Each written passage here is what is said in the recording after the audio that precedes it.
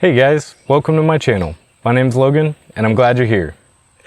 Today I'd like to share with you a little bit of my diagnosis story. This is a pretty vulnerable point for me, and so this story may be a little disjointed, but my hope is that it would be helpful for y'all. So, in 2019, I came home from work one day in August, and my wife had been telling me for a while, hey, you should go to counseling for stress management, things like that. And I was pretty unreceptive to the idea, just the way that I was raised and misconceptions that I had about counseling.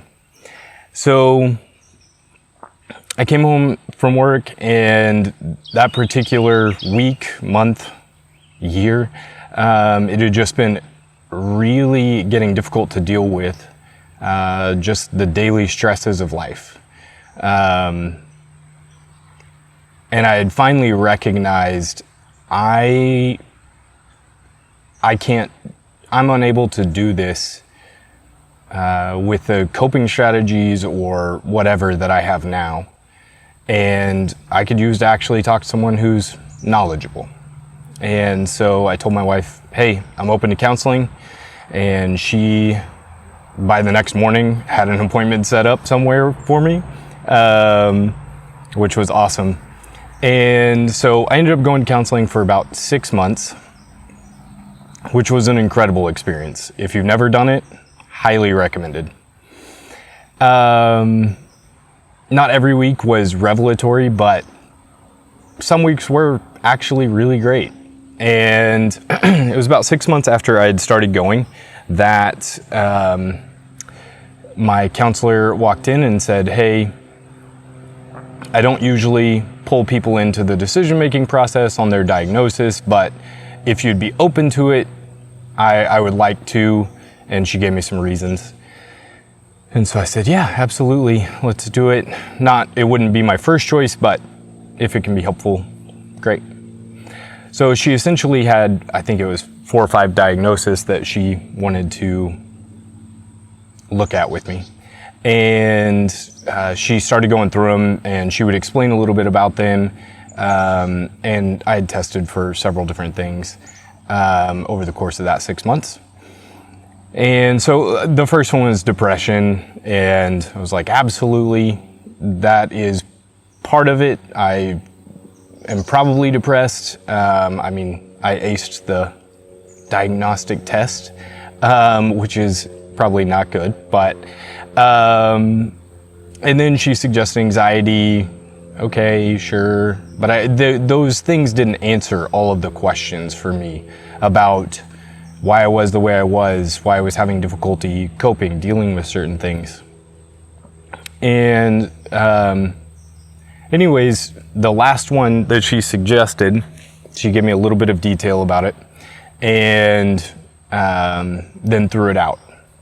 And I was pissed, y'all, seriously. I was so mad because I have personal experiences with people with this diagnosis, and I don't look anything like them.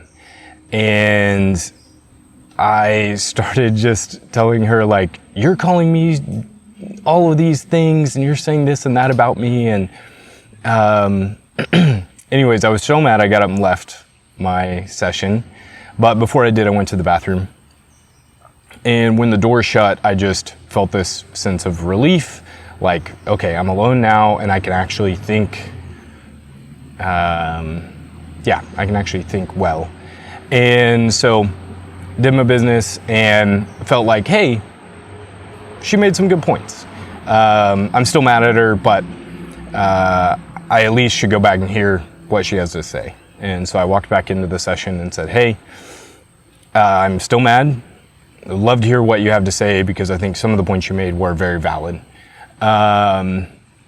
And she actually refused. She said, no, you are, sorry, I'm outside.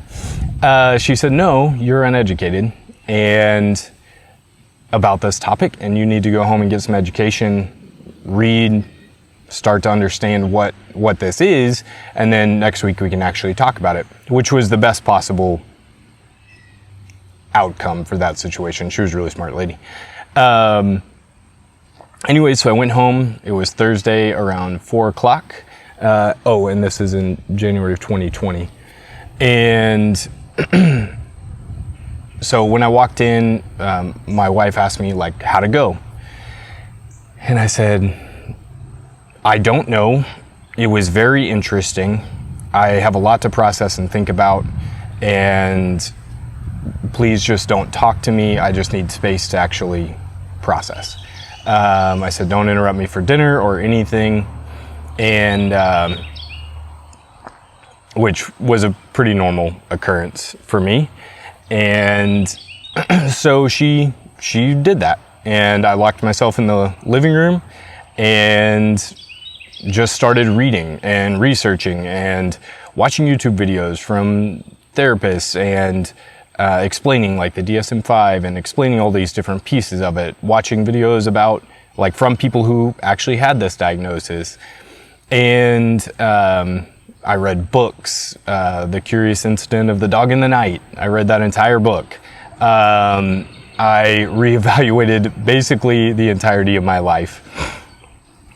And it was so interesting to see, I guess for me, like my eyes felt like they were being opened, and the narrative of my life, the story that I had told myself, was being completely rewritten. And so a few of the things along in that process, things that I want to share, stories, blah, blah, blah. So one of the things that I came across most frequently was people saying, I always felt misunderstood, or people didn't believe me. And that was totally the story of my life. I was such a weird kid, and everyone told me that I was a weird kid. And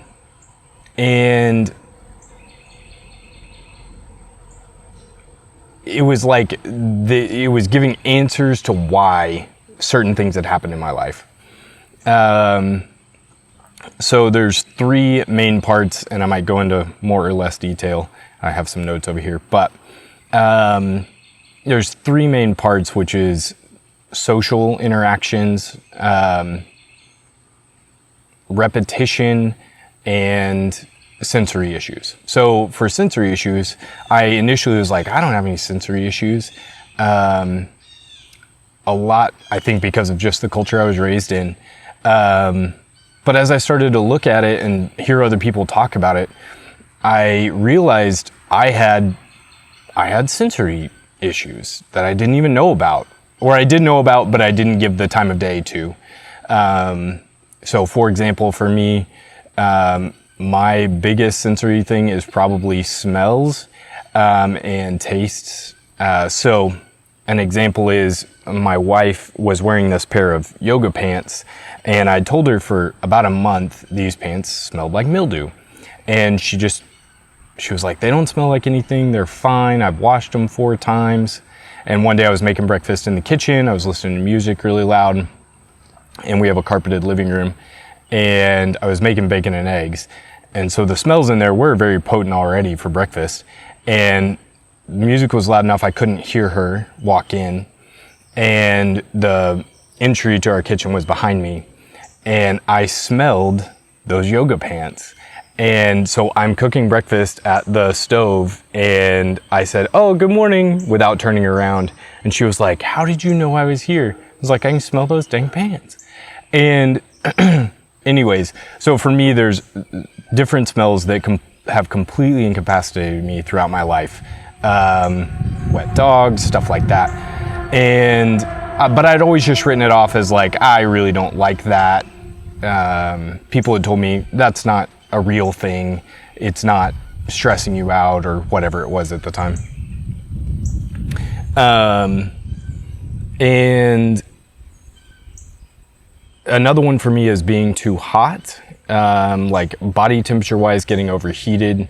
And as a little kid, I would just completely strip off my clothes if I got too hot because I couldn't think.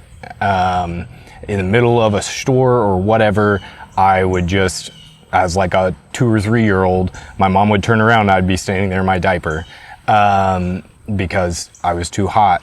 And that has still led into adulthood. I can manage it a little better now, but my wife and I were driving one morning to go somewhere and I got overheated, and it was in the winter time, and for me, my brain would like completely shut down. I just knew I had to get cool. And so we're driving at like, it was only like 25 or 30 miles an hour. And I opened the door while she is driving because I knew it was cold outside and I had to get out.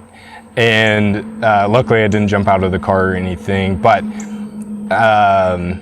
yeah, sensory things have always been a part of my life. I just never identified it. Certain fabrics for me, especially as a kid, or tags on fabrics, those were awful. And what I'm watching in these videos is people saying the same thing. And whereas other people just told me, oh, you're weird, or the type of fabric doesn't matter, or that's not why you're anxious, or whatever.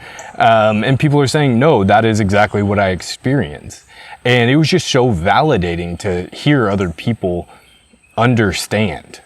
And it was the first time in my life that I felt like somebody understood, and it was from YouTube. It was from videos of other people with this diagnosis, completely validating the experiences of my life. It was a very strange experience, but really eye-opening. So another part of it is social interactions.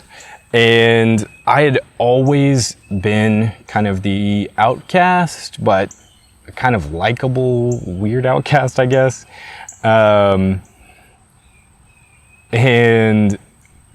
I always felt like I was missing parts of conversations. I didn't understand jokes. I took everything way too literally. And it made it so many issues in conversations that I would leave most interactions, whether it was at school or even at home sometimes or out with friends, and have to like process or try to think through, like, what did I do wrong in these situations? Like, what made that go so poorly?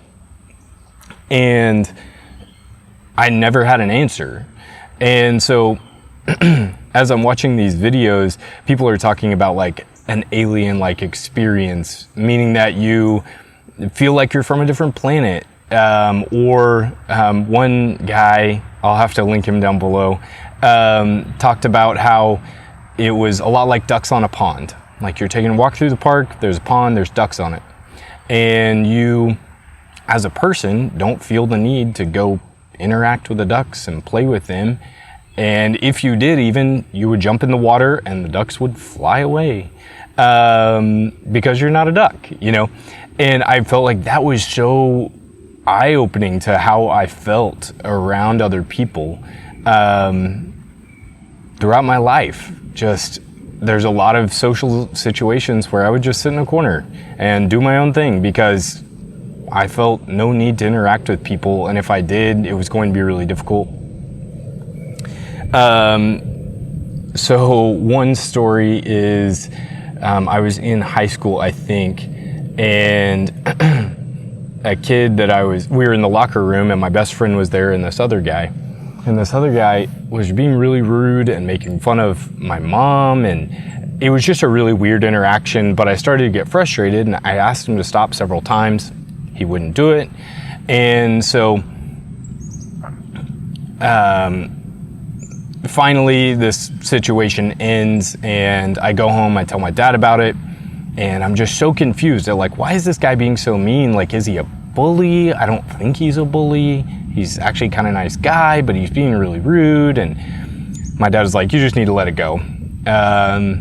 And so I'm driving with my friend the next morning, my best friend who was in the locker room with me, and he was driving to school. He was a little bit older than me. And I'm telling him the same situation. Do you remember yesterday when he was being so mean? And my friend is shocked, and he's like, Logan, he wasn't being mean. And I was confused. He was like, he was actually trying to be your friend. And I was like, how? Like, he was being rude about my mom. And my friend's like, have you never heard of a your mama joke? And I hadn't. I had no idea that this guy was joking around and like trying to be playful or whatever. And anyways, the situations like that were every single day.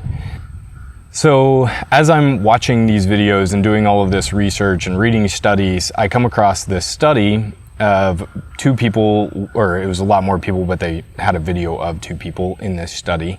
And the experiment was they took two people with the same diagnosis that my counselor suggested and set them in an auditorium, and there was a stage in front of them. And they had two actors come in. One was a guy with a guitar, and the other one was supposedly his friend. And one was a girl with a guitar, and the other was a guy who was supposedly her friend, and they were sitting on a couch, supposed to be like a living room or something, and they're hanging out. And these two people are told to watch these actors and talk about the social implications of this situation. So the girl with the guitar on stage says to the guy, hey, I have been trying to write my own music and would love to sing a song for you. And the guy says, yeah, I'd love to hear it. So she starts playing this song, and it was intentionally supposed to be really bad. And so she was out of pitch, and the song was actually not great, and her guitar playing was pretty bad as well.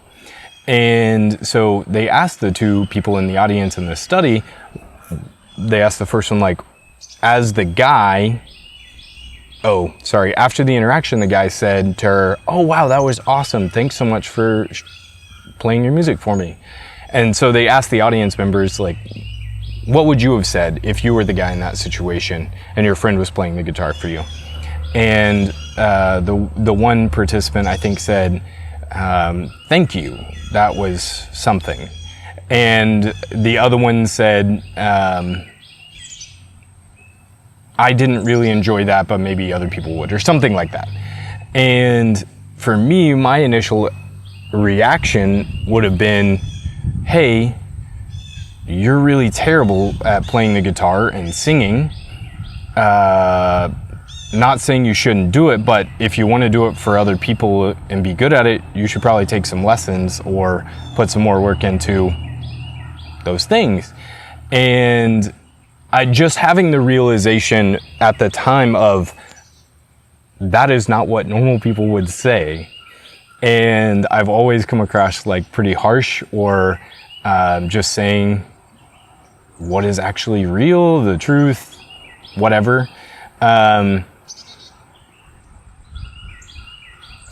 And so there's just a lot of these things that I'm researching that are just making sense. Like it's just fitting the story of who I am in a way that nothing else really has.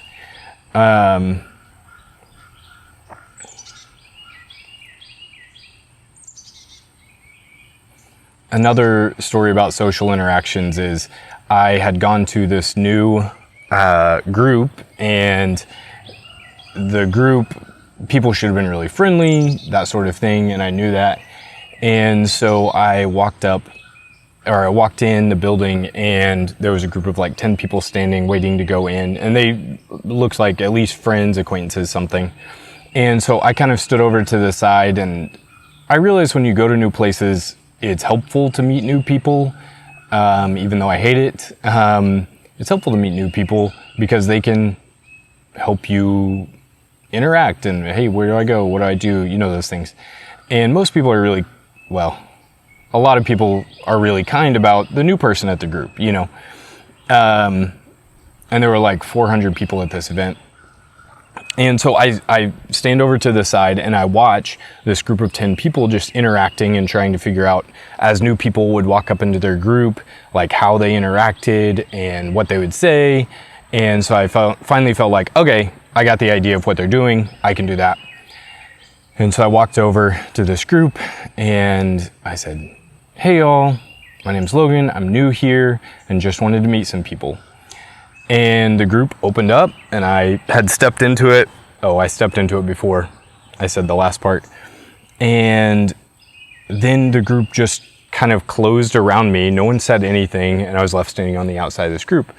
And for me, I was thinking, oh, okay, maybe since I'm new, this is like a tight-knit group of friends and they're trying to decide if they should let me into their group or not. And so I stood there for 10 minutes, not realizing that they had completely moved on in their conversation and just were ignoring the fact that I existed, I guess. So I started listening to their conversation and I realized they're just talking about this ski trip that's coming up that they're all going on. And that kind of weird social interaction was and is in my every single day. Like, I still don't understand why that situation happened. I can't think of anything I did wrong in it. And I'm left standing on the outside of this group that I was just trying to like meet new people, you know? And so I think that's sufficient about like social interactions. But I often find that I don't understand other people and am not understood in social interactions. And then the other part of the diagnosis was like repetitive things.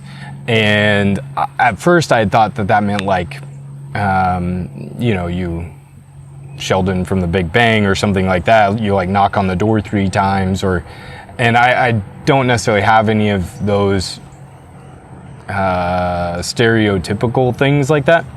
But as I'm researching, a lot of people are talking about like, oh, I eat the same thing for breakfast every day or lunch or whatever.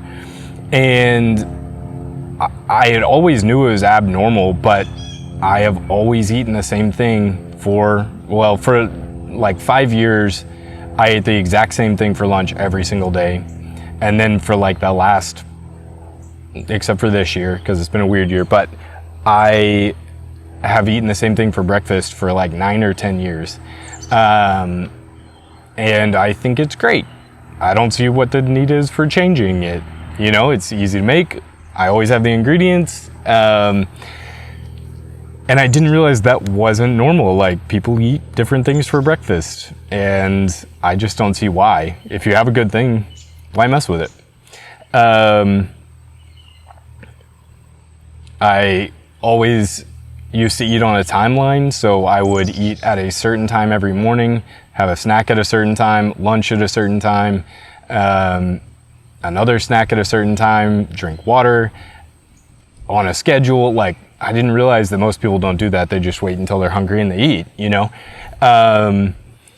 Or as a kid, I only watched one movie.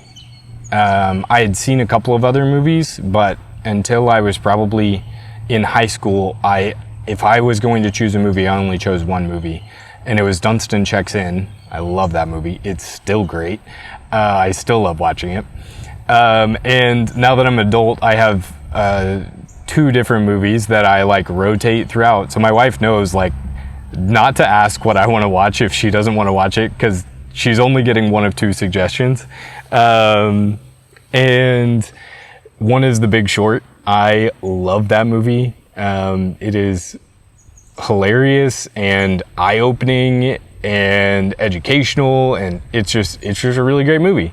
And another is The Accountant with Ben Affleck. It's just a quintessential guy movie, but it's also, he's really smart and doing these cool things. Anyways, if you haven't seen them, check them out. So let me look over my notes here real quick. Another thing a lot of people were talking about was masking and scripting. And I, for myself, realized, like, by watching other people talk about this, I spent a lot of my childhood watching how other people interacted and taking different elements of that.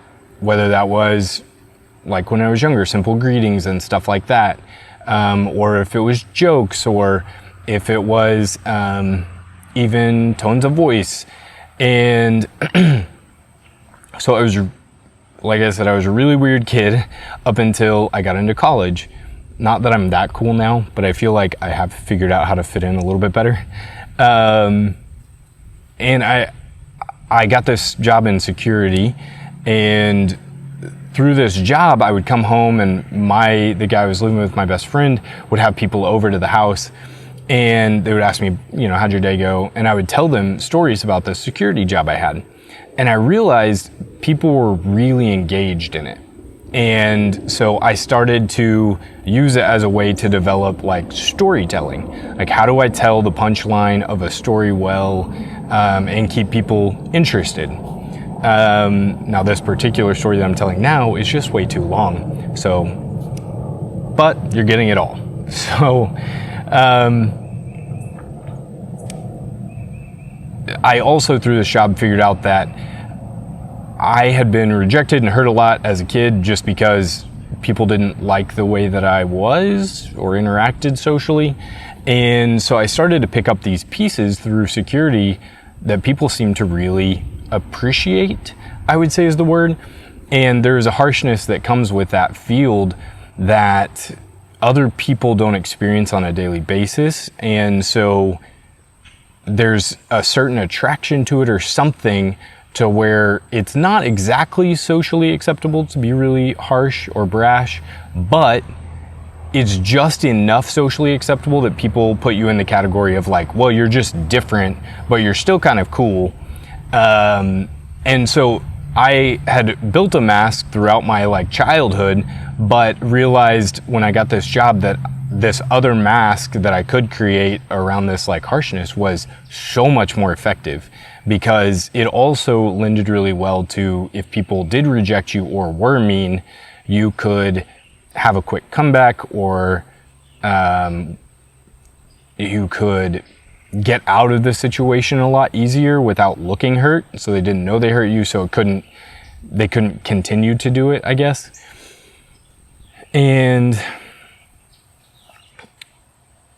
so on the scripting side of things, I was hearing people talk about like, oh, I have a script of when I talk to people. And I didn't necessarily feel like that was exactly true. I don't have one script, is what I realized. I have multiple. And so for me, I have certain greetings that I always use, but then I look at who am I interacting with, what are their greetings, do they handshake, do they hug, do they high five, whatever, do they bro, whatever that thing is called. And I go through that when I see them in my head, and then I use that particular way of interacting, and then I go through their greetings. Do they say what's up, or do they say how's it going, or how's your week, or whatever. And then past that, I quickly try and move on from the quintessential small talk and ask them about one of the last things we talked about. So like, oh, if their mom was sick, or if whatever had happened, they just got a new job, I quickly try to just move on to that thing. And I didn't realize that's not how other people interact. Like, they just small talk and they don't think about it beforehand. And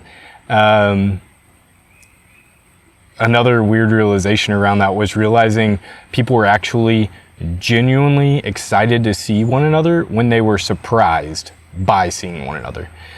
So I was at a different event, and my wife was there, and I was noticing there were groups of people coming in and out of this event, and they would see each other, be friends or acquaintances or whatever, and they would just have this like seamless, oh hey, and then give each other a hug or whatever, and then talk for like 5 minutes.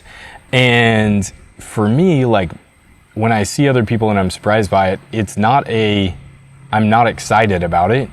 I'm nervous and trying to go through all my scripts and remember what I'm supposed to talk about. And so I leaned over to my wife at this event and said, hey, are those people like genuinely excited to see each other? She was like, yeah, of course, they're friends. And that was such a surprising revelation for me because I'm not. And I've always just thought that meant I was a bad person or something like that, when in all reality, there's all of these other processes going on that other people aren't having to deal with.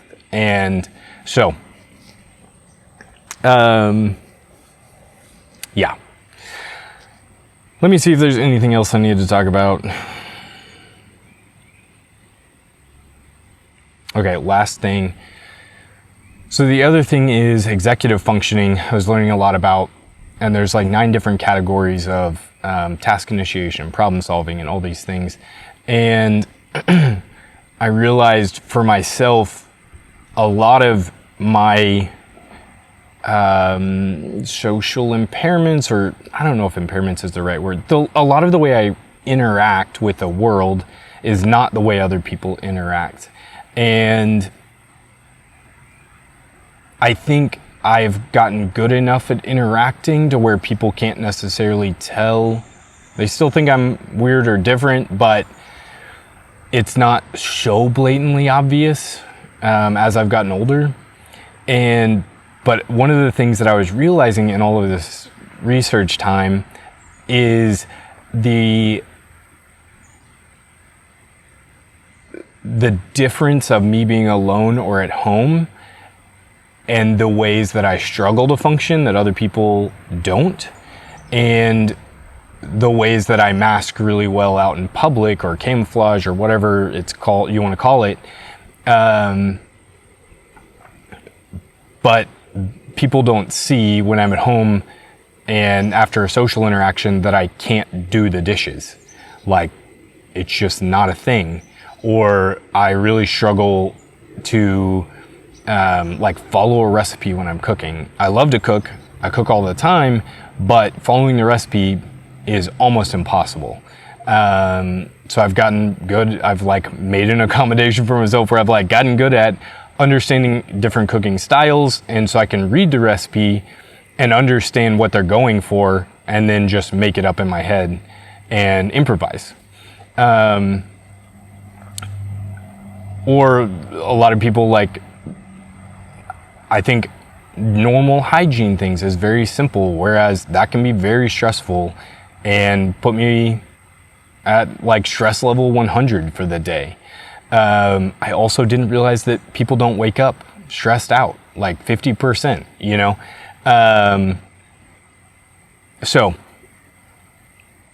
I think I keep saying the last thing, but the last thing that was kind of eye-opening, no pun intended, during my research was a lot of people talked about issues with eye contact.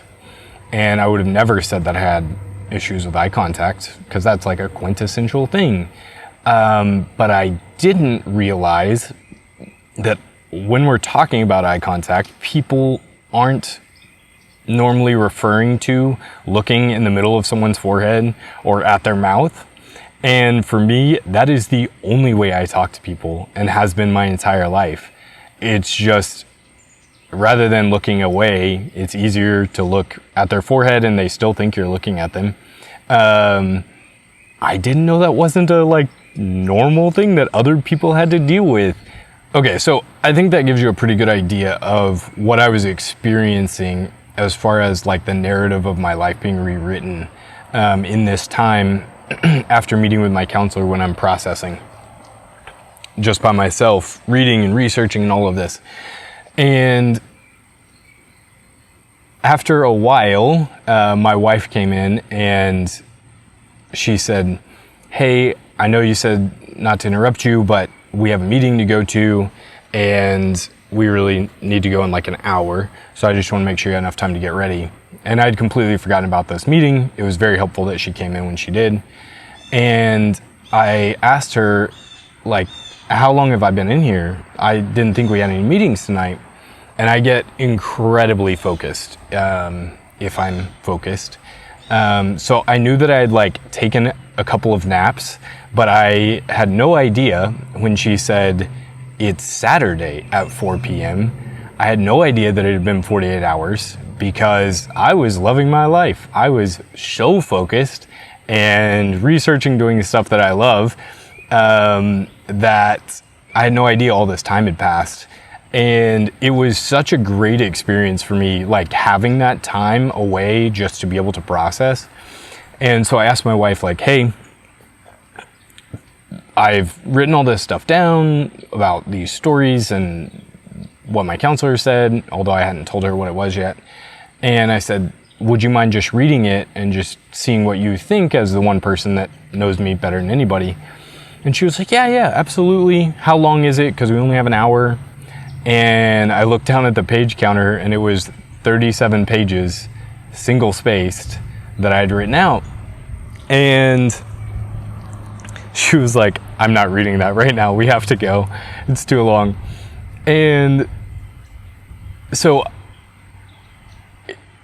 it was just such a crazy experience of, I guess the best way I could say it is like, I felt like I had a breath of fresh air for the first time in a really long time, or maybe even my entire life, to where I felt understood. But the strange part to me was, it wasn't from other people. It was from YouTube videos. It was from books. It was from studies that were understanding my life better than even some of my best friends, you know? And so the next week I went back to my doctor, or the counselor, and she I processed through all of this with her and spent the next few weeks processing different aspects of it, because there were some things that I either didn't fit yet or I wasn't willing to admit yet. And so she was really great about like working with me and helping me to understand different parts. And so at the end of a couple of weeks, she gave me a formal recommendation for diagnosis. And for me at the time, it was a weird stage of life, but we didn't have money for the diagnostic assessment. And for me, I also didn't feel like I needed the diagnostic assessment, because I didn't and don't want anything. I don't need I don't need this piece of paper for other people to feel validated, or I'm not going for like accommodations at work or anything like that. I have found for myself the biggest blessing in understanding all of this has just been the grace to understand and live with myself. Like the grace for, you're not broken, you just were super stressed out by that social thing, and that's okay. Like take 20 minutes, take a breather or whatever I need at the time, and you'll be okay. You'll be able to do whatever other tasks for the day. Or you're having a shutdown or meltdown right now, and that just is what it is. Like there's no stopping it. So lean into it. Put on some headphones, stop trying to do other things, and just shut down. And the quicker you shut down, honestly, the less time it will last usually. You know, I just feel like it's given me a grace for living life in a way that is more manageable with how I was made or who I am. And I also feel like it's given me the language to be able to communicate around different social aspects when I need people to understand X, Y, or Z. So I can, instead of just being like, I'm having a bad day or whatever it is, I can be like, hey, actually, I had some sensory things this morning, and so I'm just not functioning at like full capacity. I'm here. Here's what I have to give. Here's what I don't have to give. And just being able to explain that in a different way that is actually real. So I guess for me, like the thing the diagnosis gave me, or the self-diagnosis, which I kind of consider them the same thing at this point, and I feel like the community does too, but the thing it gave me was just the grace for myself and the grace from other people, because I can explain things a little bit better, or I have more language to explain things. I think that's really the idea. because I actually can understand pieces. Not everything, but pieces. So, anyways, this is the story of my diagnosis, self-diagnosis with ASD. And yeah, it's been a wild journey. It's now 3.5 years later, and I wouldn't change it for the world. Like, it has actually significantly improved my life to be able to understand myself in so many aspects. So, if you made it this far in the video, thank you so much. I know this was long, but I wanted to get it all in one spot. And yeah, I hope it's helpful for you, maybe in the same way that it was for me listening to other people, of just feeling understood. So, thanks so much for your time, and I hope you have a great day.